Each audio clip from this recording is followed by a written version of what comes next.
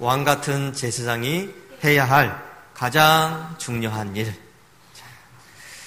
자, 오늘 이 말씀을 통해서 우리의 영적인 어떤 정체성이라는 것이 있는데 그게 무엇인지를 한번 살펴보고, 그리고 하나님과 우리 사이를 연결시켜주는 이제 거룩한 통로가 있습니다. 그것에 대해서 말씀을 생각해 하려고 합니다. 베드로전서 2장 9절 말씀에 우리를 왕 같은 제사장들이라고 이야기했습니다. 이게 바로 우리의 영적인 정체성입니다. 자, 왕 같은 제사장. 제사장이 그냥 제사장이 아니라 왕 같은 제사장. 이렇게 이제 표현을 하고 있습니다. 이것은 하나님께서 우리에게 주신 놀라운 권세가 있다는 이야기고, 또 거기에 대한 거룩한 책임이 있다는 것을 이야기합니다. 왕 같은 제사장이라는 그 말 속에는, 그 정체성 속에는 내가 해야 될 일이 있다는 것이고, 거기에 대한 또 책임을 져야 된다는 것을 이야기를 하고 있습니다. 자, 구약시대에 왕과 제사장은 구별된 그런 직분이었습니다. 하나님께서 왕으로서 또 제사장으로서 따로 구별하여서 세우신 사람들이 있었죠. 자, 그런데 신약시대에 와서 예수님께서는 이 모든 것을 하나로 합쳤습니다. 왕과 제사장, 또 선지자, 이렇게 이제 세 직분이 있었지만은 이거를 하나로 이제 통합을 시키셨죠. 자, 그러면 구약시대에 있었던 그런 이제 왕과 제사장이라고 했으니까 왕으로서의 우리는 어떤 역할을 해야 되는가? 왕 같은 제사장이니까 왕의 역할이 있다는 것이죠. 그것은 바로 우리를 죄와 사망에서 이기시고 또 이기하신 그 주님을 따르는 것입니다. 그러니까 나도 죄와 사망의 권세를 이길 수 있다는 것을 이야기합니다. 왕은 통치자입니다. 권세를 가지고 권위를 가지고 세상을 다스리는 통치권이 있죠. 저와 여러분에게도 마찬가지입니다. 그럼 우리가 뭘 통치를 해야 되느냐? 죄와 세상을 통치해야 되는 그런 책임이 있다는 것입니다.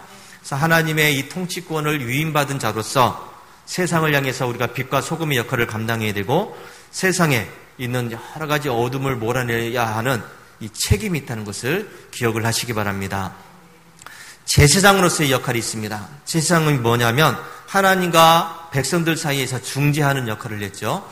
하나님의 뜻을 백성들에게 전하는 역할, 또 백성들의 뜻을 하나님께 전달하는 역할, 이 중간에서 이제 역할을 하게 됩니다. 예수님께서는 우리가 하나님께로 나아갈 수 있는 길을 열어주셨다고 했습니다. 십자가에서 피 흘려 죽으심으로 인해서 우리가 직접 하나님을 만날 수 있게 되었다, 이렇게 말씀을 했죠. 전에는 제사장을 통해서만 우리가 하나님을 만날 수 있었는데 이제는 그게 아니라 내가 직접 하나님을 만날 수 있게 만드셨다는 겁니다. 그래서 우리가 나의 삶을 통해서 하나님을 만나야 된다는 것이죠. 내가 살아가는 모습을 통해서 하나님을 만나야 되는 그 책임이 있습니다. 또 하나는 뭐냐면 또 중재자 역할을 해야 되는데, 바로 중보 기도로서의 중재자 역할을 해야 돼요.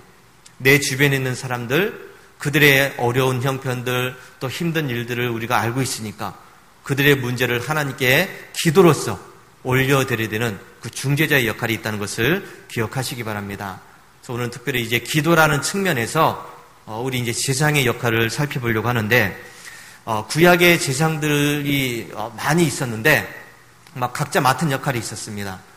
각자 맡은 역할, 이 성막에서 해야 되는 역할이 있었고, 특별히 이제 또 제사 지낼 때 번제단에서 해야 되는 역할이 있었고, 또 그 여러 가지 성막의 기물들을 관리해주는 그런 제사장들도 있었고. 그러면 기도적인 측면에서 제사장의 역할이 뭐가 있었냐면, 이 성막이라고 하는 것은 바로 하나님을 만나는 장소라고 그랬습니다. 하나님 만날 수 있는 장소. 그래서 언제든지 이스라엘 백성들이 그 성막을 이제 짊어지고 다니면서 하나님께서 여기에다가 이제 성막을 치라, 머물러라. 그럼 거기에다 이제 성막을 치게 되죠.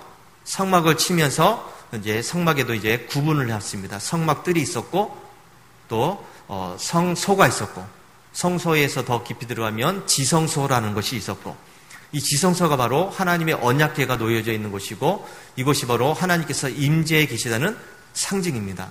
하나님이 항상 계시다는 의미가 있습니다. 자, 그러면 성막들을 지나서 성소 안으로 들어가야 되는데 아무나 못 들어가죠. 제사장들만 들어갑니다. 이제 성막 안으로 들어가서 성소 안으로 들어가면 왼쪽에는 뭐가 있냐면 금초대가 있습니다. 그 어두운 그 성막 안을 밝히 비춰주는 금촛대, 7개의 금촛대가 있었고 그 맞은편에는 떡상이 있습니다. 떡상. 매일 아침마다 제상이 거기에다가 아침과 저녁을 이제 떡을 진설하는 떡상이 있습니다. 그리고 정면 지성소로 들어가기 바로 전 휘장 앞에 바로 이제 분향단, 분향단이라는 것이 있습니다. 거기에는 금향로가 놓여 있어서 거기에는 항상 불이 어떻게 보면 불이 있어야 됩니다. 불이 피워져서 거기서 향이 나와야 돼요. 그래서 성소 안에 들어가면은 밝은 빛을 비춰주는 촛대가 있고 늘 이제 말씀을 생각하는 떡이 있어야 되고 거기에 또 이제 향을 피워놓는 금향로가 항상 있어야 됩니다. 이걸 이제 다 관리하는 제사장들이 있었죠. 그래서 이제 기도적인 측면에서 보면 이제 금향로, 분향단에 있는 우리 금향로를 생각해야 되는데 이 금향로는 불이 항상 꺼지면 안 돼요. 늘 제사장들이 아침과 저녁으로 들락거리면서 불을 봐야 됩니다. 만약 이 불이 꺼지면 큰일 나는 겁니다. 그리고 그 불을 통해서 향이 피어나게 됩니다. 자, 이 성경에서 이 금향로는 하나님의 임재를 상징하고 또 성도들의 기도를 상징을 하게 됩니다. 자, 그러면 구약 성막에서 금향로의 역할이 뭐냐면 앞에서 말씀드린 것처럼 금향로는 이제 지성소, 하나님께서 임재해 계시는 그 지성소 안에 들어가기 바로 전에 있는 이제 어떻게 보면 성막, 이제 성소의 기물입니다. 아주 거룩한 성물이죠. 휘장 바로 앞에 위치해 있어서 하나님과 가장 가까운 곳에 있는 그런 어떤 이제 성물입니다. 제사장이 앞에서 말씀드린 것처럼 아침과 저녁으로 이것을 들어갔다 나왔다 하면서 금향로에 있는 불을 봐야 되고 거기에다가 향을 피워야 됩니다. 출애굽기 30장 7절 8절에 아론이 아침마다 그 위에 향기로운 향을 사르되 등불을 손질할 때 살을 찌며 또 저녁 때 등불을 켤 때 살을 찌니 이 향은 너희가 대대로 여호와 앞에 끊지 못할지며. 그러니까 이 분향단에 있는 이 향, 불꽃은 꺼지면 안 돼요. 항상 켜져 있어야 됩니다. 그리고 이 금향로의 향은 결코 꺼져서는 안 되는 그런 불이라고 그랬는데 왜냐하면 하나님의 임재를 상징하는 것이기 때문이에요. 하나님이 여기 계시다 하는 것을 보여주는 것이기 때문에 그게 꺼지면 안 된다는 것이죠. 그리고 하나님의 언약궤가 가장 가까운 곳에 있어요. 하나님이 임재해 계시는 그 언약궤 가장 천막 하나를 두고 있는 겁니다. 자, 그래서 이것은 하나님을 만날 수 있는 최종 관문이다 이렇게 이제 표현을 할 수 있습니다. 자, 이 금향로는 하나님을 만나는 최종 관문이다. 마지막 단계예요. 하나님을 만나는 마지막 단계. 그래서 제사장들이 아침과 저녁으로 그곳에 있는 불꽃을 항상 관리해야 되고 거기에 향을 피워오도록 이렇게 향을 항상 피워야 되고 그래서 하나님의 임재하심을 경험하면서 하나님과의 거룩한 소통이 이루어지는 그것을 항상 느껴야 된다는 것이죠. 자, 요한계시록에서도 이 금향로가 있는데 요한계시록 5장 8절에 향이 가득한 금 대접을 가졌으니 이 향은 성도들의 기도드리라 그랬습니다. 이 향은 뭐라고요? 성도들의 기도다. 요한계시록 8장 3절 4절 다른 천사가 와서 제단 곁에 서서 금 향료를 가지고 많은 향을 받았으니 이는 모든 성도의 기도와 합하여 하나님 앞으로 올라가는지라. 이 향이 성도들의 기도와 합해져서 누구한테 간다고요?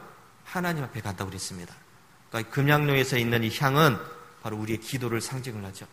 그리고 이 기도는 항상 하나님께서 받으시는 기도입니다. 하나님 앞에 상달되는 것이죠. 향이 타오르면서 그것에 이제 향이 퍼져나가게 되면 천사들이 그것을 받아다가 하나님께 갖다 드리는 그 역할을 하게 됩니다. 그러니까 여러분의 기도는 항상 누구한테 갑니까? 하나님 앞에 가게 돼 있어요. 누굴 통해서? 천사들이 여러분의 기도를 받아가지고 하나님 앞에 갖다 바치는 거예요. 하나님, 오늘도 누가 어떤 권사가 어떤 집사님이 이런 기도를 올립니다. 하나님께 갖다 드리는 겁니다. 그러니까 여러분의 기도는 항상 하나님께 가는구나. 내 기도를 하나님께서 들으시는구나. 이걸 우리가 기억을 해야 됩니다. 그래서 이 금향로는 성도들의 기도를 담아 올리는 거룩한 그릇이고 성도들의 기도는 반드시 하나님께 올라가게 되어 있습니다. 자, 내가 하는 기도가 하나님께 올라간다 그러면 여러분, 이 얼마나 놀라운 일입니까? 이 기도를 함부로 하면 안 된다는 것이죠. 그리고 기도를 쉬면 안 돼요. 기도를 쉬면 안 됩니다. 이거는 하나님을 만나는 최종 관문이기 때문에 내 기도가 끊어졌다, 내가 기도하지 않는다, 하나님 만날 수 없는 겁니다. 그래서 웨슬리 목사님도 은혜의 수단이라고 해서 여러 가지를 얘기했지만 거기에 이제 기도가 들어가요. 금식 기도도 들어가고. 하나님을 만나는 최종 관문입니다. 늘 하나님을 만나고 싶습니다. 하나님의 뜻을 깨닫고 싶습니다. 하나님 보여주세요. 알게 해주세요. 뭐 이런 여러 가지 여러분 기도를 하고 막 손을 잡고 있는데 해야 될 일을 해야 된다는 것이죠. 기도해야 하나님을 만난다는 겁니다. 기도해야. 기도하지 않으면서 늘 하나님 잘 되게 해주세요. 뭐 어떻게 뭐 좋아지게 해주세요. 뭐 이렇게 건강하게 해주세요. 뭐 이렇게 하는 거는 말이 안 되는 거예요. 하나님을 만날 수 있는 그런 수단들을 사용을 하지도 않으면서 늘 뭐 잘 되길 바라는 것, 그건 아니에요. 그건 아닙니다. 하나님께 내 기도가 상달된다 할 때, 그러면 내 기도를 다른 의미로 표현하면 하나님께 드리는 향기로운 제물이다, 이렇게 표현을 할 수도 있습니다. 하나님께 드린 제물이에요. 하나님, 오늘도 나를 하나님께 드립니다. 제물입니다. 내가 기도할 때마다 하나님께 제물을 드리면서 지금 여러분이 예배를 드리는 것입니다. 제사, 예배가 뭐냐면 하나님을 만나기 위해서 양이나 소나 염소를 잡아가지고 각을 뜨고서 불에 얹어가지고 태워가지고 하나님께 드리게 되죠. 이게 이제 구약시대 제사 방법입니다. 그러므로 해서 짐승이 죽음으로 인해서 내가 죽은 것이다, 내 죄가 사해진 거다, 내가 용서받은 거다, 이거를 우리가 하면서 하나님께 드리는, 나 자신을 드리는 행위입니다. 그러니까 예배는 그냥 여러분이 앉아가지고 내 오늘 예배 드리면서 말씀 들으면서 은혜 받아야지 그게 아니에요. 은혜 받는 시간이 아니라 여러분을 하나님께 드리는 시간이에요. 여러분 자신을 불에 태워가지고 하나님께 드리는 시간입니다. 그러니까 성령의 불로 여러분의 자신을 태워야 되고 말씀의 불로 여러분의 자신을 태워야, 그래야 여러분이 앉아있는 이 예배 시간이 하나님이 받으시는 예배가 되는 겁니다. 오늘 주일날이니까 교회 가서 앉아있어야지. 앉아있는 게 예배가 아니에요. 앉아있는 게 나 자신을 태우는 시간입니다. 불에 태우는 시간. 그래서 하나님 나를 받으소서, 거룩한 산 제물이 되어서 하나님께 드리는 시간이 바로 예배 시간입니다. 거기에다가 기도 또한 하나님께 드리는 향기로운 제물이라고 하지 않았습니까? 기도를 통해서 나 자신을 하나님께 드리는 시간, 제물을 바치는 시간이라고 할 수가 있습니다. 이래야 하나님이 나를 만나줄 수 있는 그 조건이 성립이 되는 거예요. 그냥 하나님 만나주세요 한다고 해서 만나는 것이 아니라 나 자신을 제물로서 드려야 하나님을 만날 수 있다는 겁니다. 자, 그래서 이렇게 볼 때 내가 하는 기도는 그냥 기도가 아니라 나 자신을 불에 태워서 하나님께 향기로운 제물로 드리는 시간이니까 여러분, 이게 얼마나 내가 이 시간을 귀하게 여겨야 됩니까? 귀하게 여겨야 되겠죠. 나 자신을 존귀하게 여겨야 됩니다. 그냥 흠없는 것, 거룩한 것을 제물로 드려야 됩니까? 나 자신이 거룩하게 흠없게 만들기 위해서 엎드려야 된다는 겁니다. 하나님 엎드리면서 지난 시간 살아오면서 지었던 모든 죄를 회개하고 용서를 구하면서 하나님 엎드리는 그 시간이라는 것이죠. 그래서 이 성경에서 이 금향로는 단순히 성막의 기물이 아니라 하나님과 인간을 이어주는 영적인 통로예요. 하나님과 나를 연결시켜주는 영적인 통로입니다. 나의 기도는 하나님께서 나를 받아주시는 거룩한 통로가 되는 것입니다. 따라서 여러분, 이 구약시대 제사장들이 이 향의 불을 꺼뜨리지 않았다는 것처럼, 늘 피웠던 것처럼 여러분들이 하나님과 하나가 되기 위해서, 하나님을 만나기 위해서는 오늘도 기도의 불을 꺼뜨려서는 안 된다 하는 것을 잊지 마시기 바랍니다. 하나님과 영적으로 소통하길 원하는 사람, 영적인 교통함이 이루어지길 원하는 사람들은 기도하는 사람이에요. 기도하지 않으면 절대로 하나님을 만날 수 없습니다. 아무리 신앙생활 열심히 하고 뜨겁게 하고 열정이 있어도 기도하지 않으면 하나님 만날 수 없어요. 만날 수 있는 조건이 안 됩니다. 내가 제물이 안 됐는데 어떻게 하나님을 만납니까? 그러니까 여러분, 이 기도 시간이 얼마나 중요하다는 것을 여러분이 깨달으셔야 됩니다. 지난 시간 우리가 계속해서 우리 작정 기도해야 됩니다. 우리 교회를 위해서, 여러분의 가정을 위해서 우리 작정 기도해야 됩니다. 지금 거의 한 2달 동안 제가 얘기한 것 같아요. 기도의 기도문을 여러분한테 드리면서 기도하라고 계속 얘기했습니다. 또 이제 내일부터는 이제 9시에 우리가 한마음 되어서 기도하는 시간을 가지려고 그래요. 기도해야 됩니다. 우리 매일 저녁 9시는 한마음이 되어서 하나님께 나 자신을 드리는 기도 시간이라는 것을 잊지 마시고 그 시간을 꼭 지키시기 바랍니다. 기도의 불을 꺼트리면 안 돼요. 만약에 여러분 우리가 기도할 때 기도의 불을 꺼트린다. 영적인 전쟁에서 이길 수 없습니다. 기도의 불을 꺼트린다. 하나님을 만날 수 없으니까. 금양로에 불이 꺼졌으니까 영적으로 죽어있는 상태예요. 아무것도 할 수 없는 상태입니다. 그러니까 영적인 상태가 죽어져 있는 상태니까 아무것도 할 수 없어요. 세상에 여러 가지 어려움이 있고 문제가 있고 고통이 있어도 이겨낼 수 있는 힘이 하나도 없는 겁니다. 문제를 이겨낼 수 있는 힘이 하나도 없다는 것이죠. 따라서 여러분 왕 같은 제사장인 우리들이 해야 할 가장 중요한 일, 그게 뭡니까? 기도하는 일이에요. 다른 게 아니에요. 왕 같은 제사장이 돼가지고 폼나기 한번 해봐야지. 폼날 게 하나도 없습니다. 골방에 들어가서 기도하는 것밖에 없어요. 그게 영적인 제사장이 우리들이 해야 될 가장 중요한 일입니다. 끊임없이 내가 기도의 향을 피워오를 때 하나님과 우리의 사이는 관계가 맺어지는 것이고, 그리고 우리의 가정과 직장과 누가 섬기는 이 공동체가 영적으로 하나가 될 수 있습니다. 영적으로 보호하심을 받을 수가 있습니다. 기도의 불을 꺼뜨리지 않는 삶이야말로 왕 같은 제사장으로서 해야 될 가장 중요하고 위대한 사명이라는 것을 분명하게 믿으시기 바랍니다. 그래서 기도하지 않으면 왕 같은 제사장인데 이 역할을 하지 못하면 그러면 어떻게 될까요, 여러분? 당연합니다. 불을 보도 당연하죠. 기도의 불이 꺼진 영혼은 기름이 떨어진 자동차와 같아요. 자동차에 연료가 떨어졌다. 기름이 떨어졌다. 그럼 시동 자체도 안 걸립니다. 걸릴 수가 없죠. 기름이 조금 들어있어요. 기름이 많은 줄 알고 이제 운전을 하고 있습니다. 그런데 기름이 그냥 운행하다가 떨어져 버리고 말았습니다. 그럼 이러면 어떻게 돼요? 큰일 나는 거 아닙니까?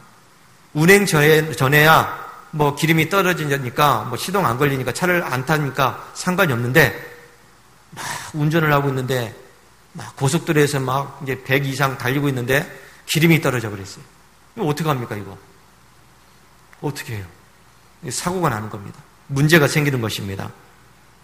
이 금양로의 불이 꺼져서 더 이상 향이 피어오르지 않는다는 것은 우리의 기도의 불이 꺼졌다는 이야기죠. 이것은 하나님과의 영적으로 단절됐다는 얘기예요. 하나님과 어떠한 것도 소통이 없다는 겁니다. 우리는 더 이상 그분의 말씀을 들을 수도 없고 또 그분의 뜻을 분별할 수 있는 능력도 없다는 거예요. 그냥 세상적인 지식 가지고 하던 경험 가지고 그냥 신앙생활 해나가는 것이지, 기도의 불이 꺼진 사람들은요 그냥 해나가는 거예요. 그냥 습관대로 해나가는 것이고 하던 대로 그냥 하는 것이고, 내 생각이 이게 맞으니까 이렇게 하는 것이고, 저 사람이 맞다 그러니까 그냥 따라가는 거고. 여러분, 우리의 신앙생활은 그렇게 하는 것이 아니죠.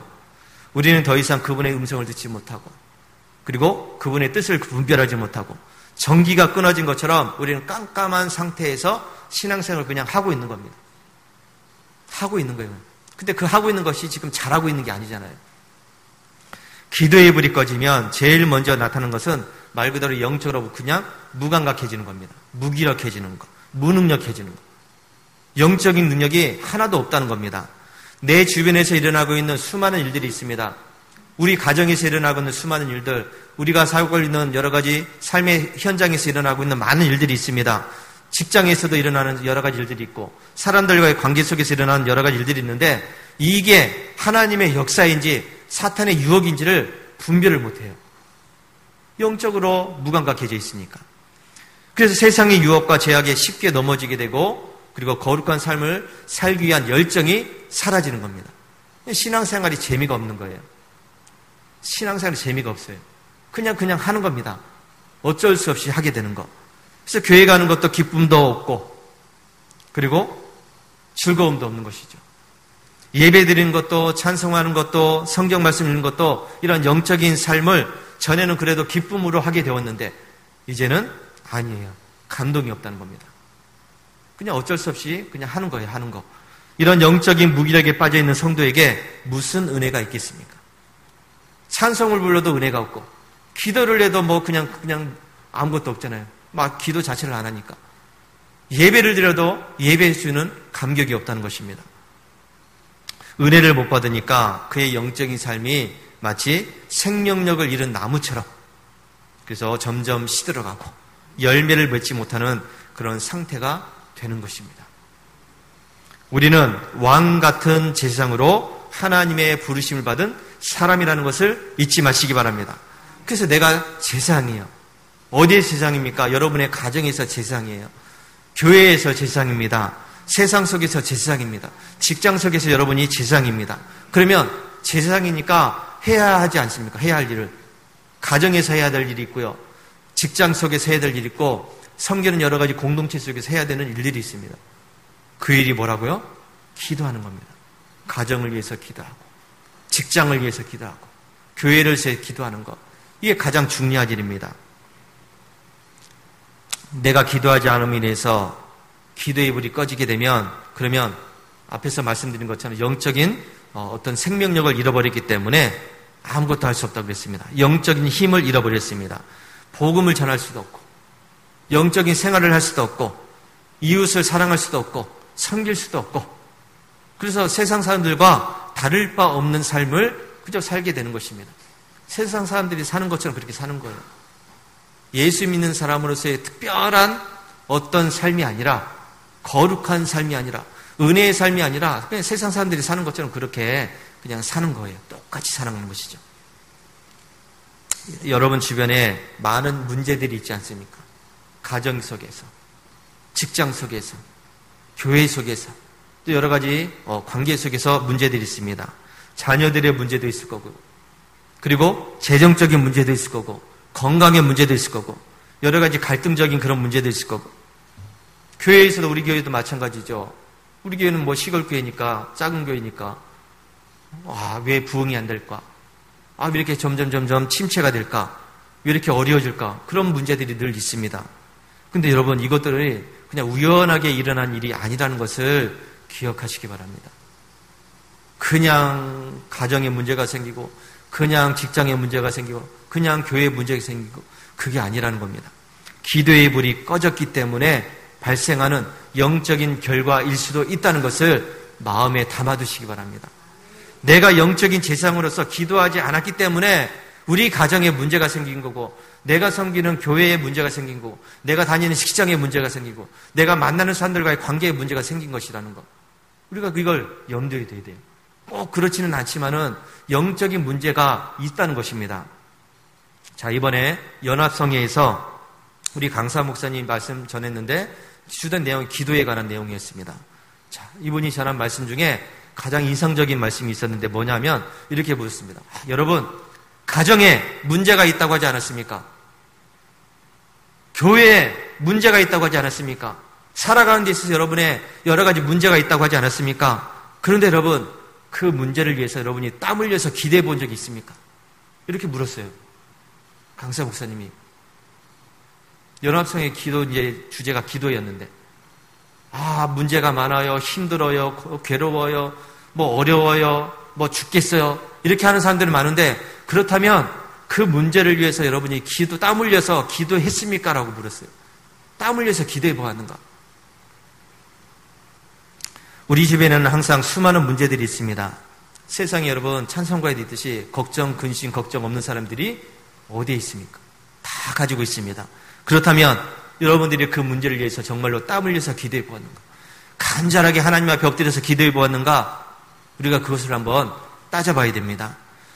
늘 기도해야 되는데, 기도해야 되는데 왜 안 될까?